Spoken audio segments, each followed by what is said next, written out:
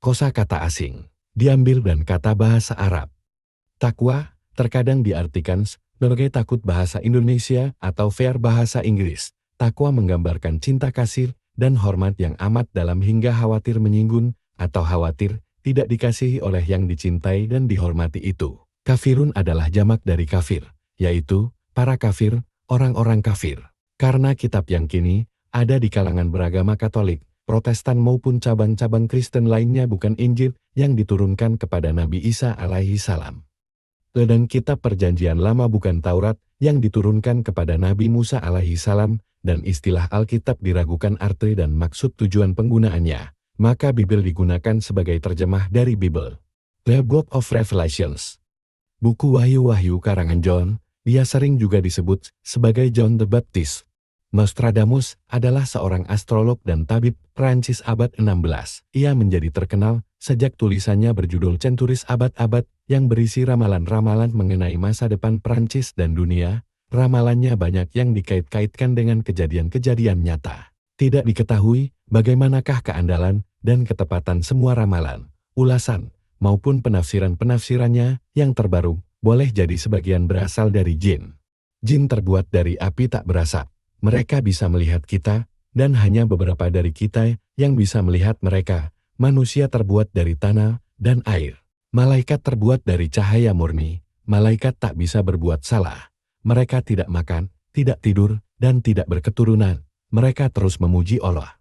Mereka adalah perangkat penyelenggara jalannya proses kehidupan. Adapun jin, seperti manusia, bisa berbuat benar dan salah. Ada yang muslim, ada yang kafir dan ada yang munafik, yaitu yang mengaku muslim padahal hakikatnya kafir. Jin sering berkomunikasi dengan manusia. Dan dari pengetahuan mereka tentang kegaiban, mereka bisa mengabarkan peristiwa-peristiwa yang akan terjadi di masa depan. Jin sering dimanfaatkan oleh para peramal dan tukang sihir. Jelaslah, bila naskah-naskah karangan John atau Nostradamus dipengaruhi atau datang dari jin iseng atau jin jahat, maka tidak semua keterangan mereka bisa diandalkan. Masalahnya adalah sebagian besar dari para jin yang akrab dengan penyihir dan yang sering berkomunikasi melalui cenayang dalam menyampaikan satu kebenaran, menambahkan beberapa yang setengah benar dan beberapa yang sama sekali dusta. Dengan adanya unsur ketidakpastian dan kesalahan ini, maka satu-satunya cara untuk membuktikan kebenaran ramalan-ramalan John maupun Nostradamus adalah jika apa yang dikabarkannya cocok dengan yang terjadi. Sejauh mana keandalan sebuah catatan, maka tentu hanya hadits yang mengandung perincian terandal mengenai Dajjal dan peristiwa-peristiwa yang akan terjadi sebelum maupun sesudah kemunculannya, asalkan hadits itu memiliki isnad yang terpercaya. Isnad adalah rantai penyebaran berita yang terpercaya dari orang yang langsung melihat dan mendengar apa yang dikatakan atau dilakukan Nabi Muhammad kepada orang-orang yang ingat apa yang riwayatkan oleh orang pertama tadi, sampai kepada orang yang kemudian menuliskan apa yang mereka semua ingat. Hadits-hadits hanya bisa diakui setelah kandungan dan isnad-isnadnya diperiksa dengan sangat teliti dan disahkan oleh para ulama yang mengumpulkannya. Ini berbeda dengan aneka versi Bible masa kini, yang seluruh isinya tidak bisa dibuktikan keasliannya dengan cara yang sama. Akibatnya banyak isi Bible yang bisa saja berasal dari sumber-sumber yang tak terpercaya, dan mutlak tak bisa dikaitkan lagi dengan para nabi yang konon perkataan dan perilakunya direkam di Bible. Quran merupakan wahyu langsung dari Allah kepada Muhammad Shallallahu Alaihi Wasallam melalui malaikat Jibril. Quran dihafal dalam hati dan ditulis persis seperti ketika diturunkan. Bahkan Quran lebih terpercaya daripada hadits yang sahih. Dalam Quran Allah menegaskan bahwa kaum Yahudi dan kaum Kristen telah merubah dan mengganti ajaran asli para nabinya, dan banyaknya pertentangan dan ketidaksesuaian dalam Bible merupakan bukti yang tidak dapat disangkal. Nabi Muhammad Shallallahu Alaihi Wasallam bersabda bahwa ilmu adalah milik mumin yang hilang, yang bisa diambil dimanapun ilmu itu ditemukannya. Mumin adalah muslim yang tidak saja percaya pada Allah, tapi juga sungguh-sungguh yakin kepada Allah dalam segala perilaku kesehariannya. Muslim percaya pada Allah, namun mereka masih mengandalkan kemampuan dirinya. Mumin menggantungkan keberhasilannya pada Allah. Muhsin adalah muslim yang yakin hanya ada Allah, berarti mustahil bergantung pada selain Allah. Muslim, mumin, dan muhsin semuanya muslim. Namun mereka dikaruniai derajat ilmu pengenalan Allah yang berbeda. Mereka yang paling takwa pada Allah adalah mereka yang paling banyak memperoleh ilmu mengenal Allah. Nabi Muhammad SAW bersabda bahwa tak ada yang lebih takwa kepada Allah sebagaimana beliau. Ilmu pengenalan Allah akan datang pada mereka yang mensucikan hatinya atas rahmat-Nya. Ketika hati menjadi bening dan tenang, maka bertambahlah ilmu di hati. Ilmu semacam ini bermula ketika ilmu yang tertulis berakhir. Bagi mereka yang berhati bening, segala pertanda yang ada pada dirinya dan kawasannya yang sebenarnya sama saja dapat dikenali dan dipahaminya. Maka bagi mereka, pertanda Dajjal sebagai gejala sosial budaya global dan Dajjal sebagai kekuatan gaib akan terlihat dengan gamblang, dan apapun yang mereka alami akan menegaskan dan menguatkan ilmu yang tertulis.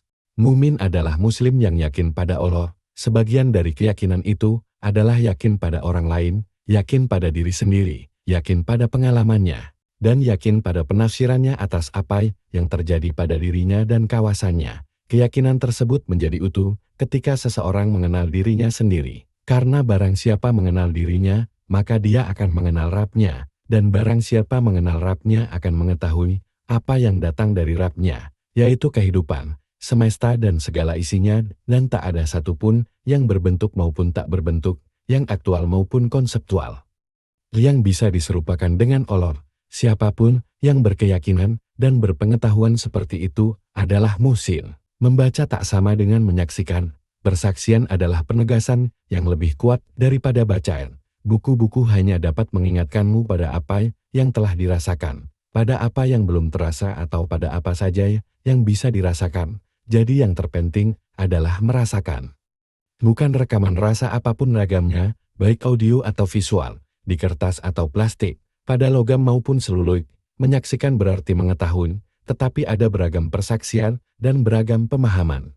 Merenungkan Dajjal sebagai kekuatan gaib, kehadiran kekuatan ini ditandai dengan kehadiran makhluk dari alam lain yang menguasai manusia, atau sebagaimana terkadang jin merasuki orang atau binatang. Boleh jadi Dajjal sebagai kekuatan gaib, seperti jin menjelma sebagai manusia atau binatang tanpa perlu merasukinya, cukup dengan menyerupainya. Ada juga kemungkinan bahwa penjelmaan Dajjal sebagai kekuatan gaib adalah jadi-jadian dari sekelompok jin kafir, artinya bukan sesosok makhluk baru, tidak diketahui alam asal mereka. Sebenarnya diketahui bahwa ada banyak alam. Pada surat Al-Fatihah, Allah disebut Rabbul Alamin. Ibnu Al-Arabi pun pernah bermimpi mengunjungi alam-alam lain, dan beliau menuangkan pengalamannya di bukunya, Wahyu-Wahyu Mekah. Beliau menceritakan tentang kota-kota besar yang memiliki teknologi-teknologi canggih yang jauh mengungguli apa yang dibanggakan manusia zaman sekarang.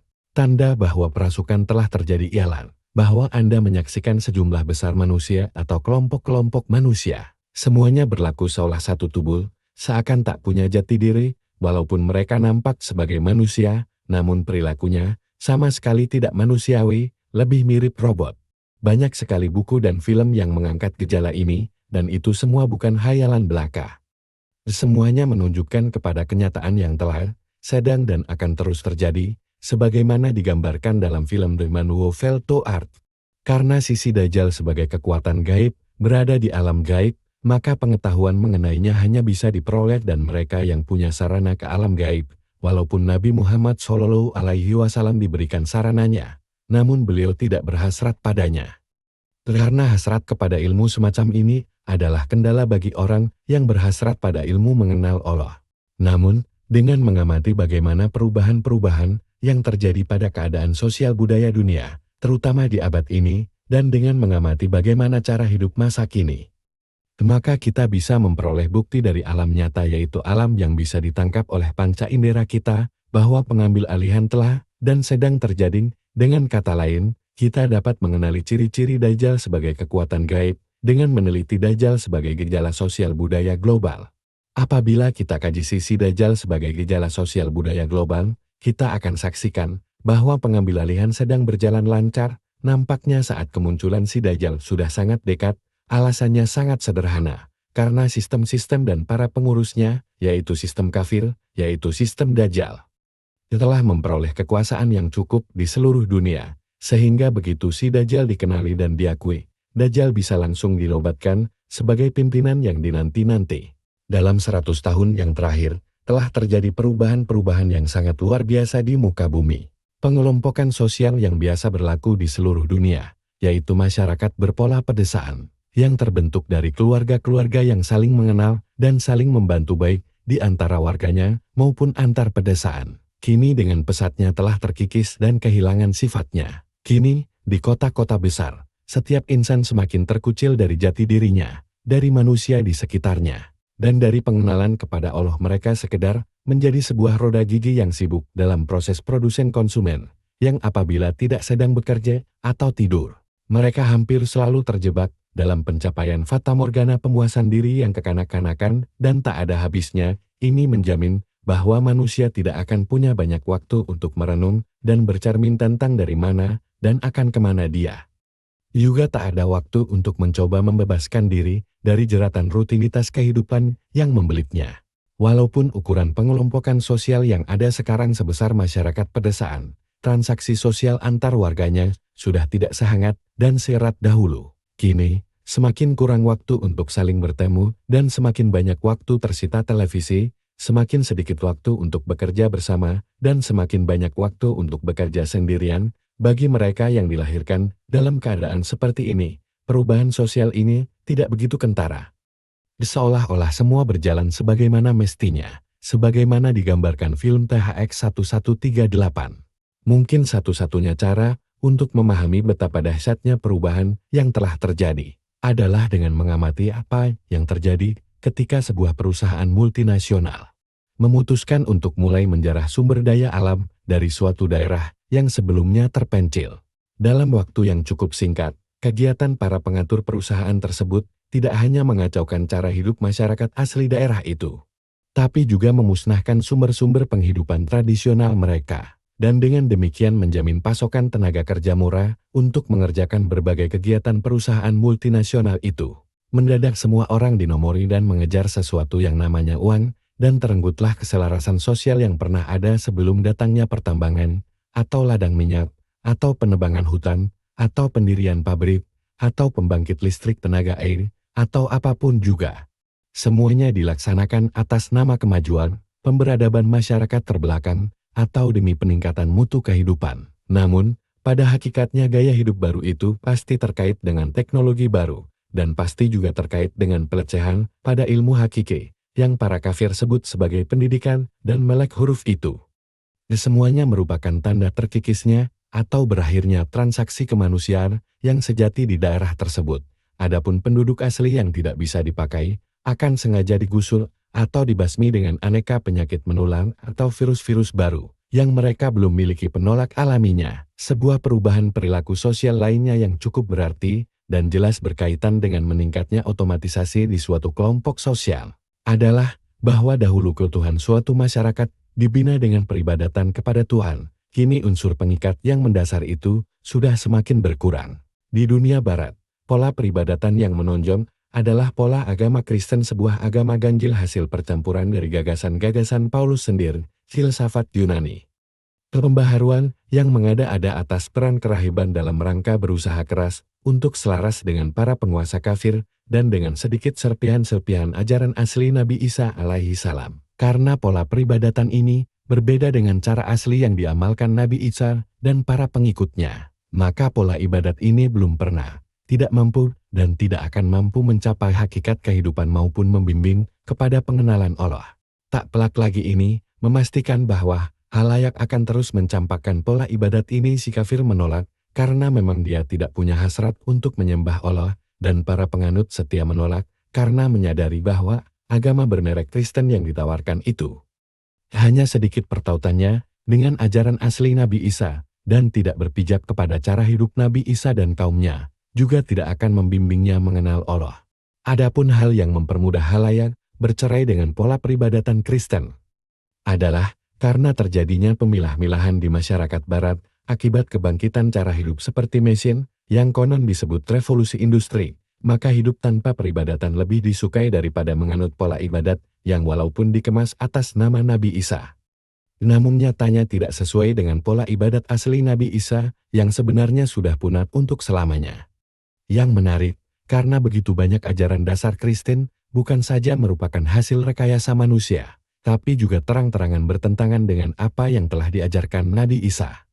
Dan juga karena begitu banyak upacara gereja Trinitas yang diambil dari sumber-sumber selain dari gaya hidup Nabi Isa dan kaumnya, maka ada beberapa penulis barat yang menyamakan gereja Trinitas resmi beserta aneka perwujudannya dengan si Antikristus itu sendiri.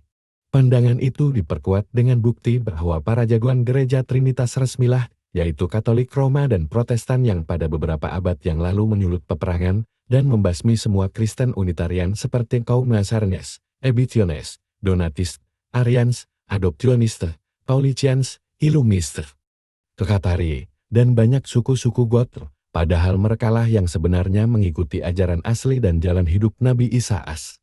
Dengan inkuisisi zaman pertengahan, dan dilanjutkan dengan inkuisisi Spanyol, gereja Trinitas berhasil membasmi semua Kristen Unitarian tersebut, termasuk sebilangan besar kaum Yahudi Unitarian di Eropa. Selanjutnya, gereja Trinitas resmi mengalihkan usaha pembasmiannya kepada semua umat Unitarian pengikut Nabi Muhammad, yaitu kaum muslimin, dan walaupun upaya ini belum sepenuhnya berhasil, proyek ini masih terus digalang hingga kini.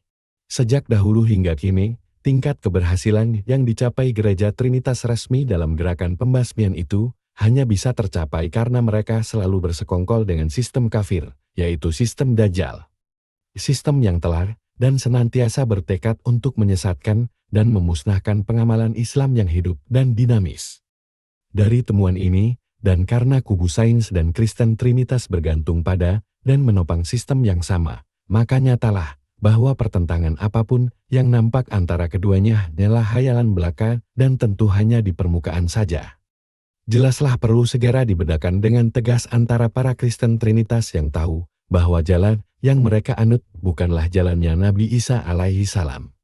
Dengan mereka yang penuh ketulusan ingin menyembah Tuhan, namun telah disesatkan hingga percaya bahwa merek Kristen yang mereka anut itu sesuai dengan ajaran asli Nabi Isa, dan mereka pun, sampai saat ini, belum sempat mengenal transaksi kehidupan Islam sejati, yaitu jalan hidup kenabian bagi zaman ini, yang sebenarnya sangat mirip dengan jalan hidup Nabi Isa dan para pengikutnya radhiyallahu anhum.